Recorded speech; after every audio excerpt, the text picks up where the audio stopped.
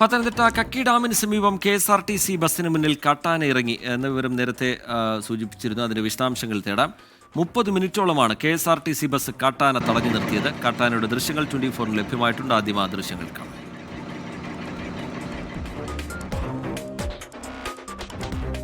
AV Jaishankar വിവരങ്ങളുമായി പത്തനംതിട്ടയിൽ നിന്ന് ചേരുന്നുണ്ട്. ജയശങ്കർ, എന്താണ് സംഭവിച്ചത്? ജയശങ്കർ, അതായത് റിജിത്ത, പത്തനംതിട്ട ഗവി കുമളി ബസ്സിന് മുന്നിലാണ് ഇത്തരത്തിൽ കാട്ടാന നിന്നത്.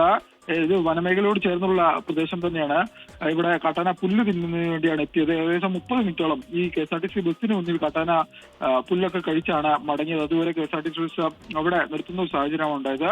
ഈ കക്കി ഡാമിന് സമീപം ഇന്ന് വൈകിട്ടോടുകൂടിയായിരുന്നു സംഭവം. ഈ ആന മറ്റു തരത്തിൽ KSRTC ബസ്സിനെയോ മറ്റു ആരെങ്കിലും ആക്രമിക്കുന്ന രീതിയിലേക്ക് കടന്നിട്ടില്ല. എന്തായാലും ഏറെ നേരം KSRTC ബസ് അവിടെ നിന്നും ആന പുല്ലൊക്കെ കഴിച്ചതിന് ശേഷം മടങ്ങി പോയതിനു ശേഷമാണ് ഈ ബസ്സും തിരിച്ച് പുറപ്പെട്ടത്. റിജിത്ത്, ശരി. AV ജയശങ്കർ വിശദാംശങ്ങൾ നൽകുകയായിരുന്നു. പത്തനംതിട്ടയിൽ നിന്ന് ഏതാണ്ട് 30 മിനിറ്റോളമാണ് ആ ബസ്സിന് മുമ്പിൽ കാട്ടാന നിലയുറപ്പിച്ചത്.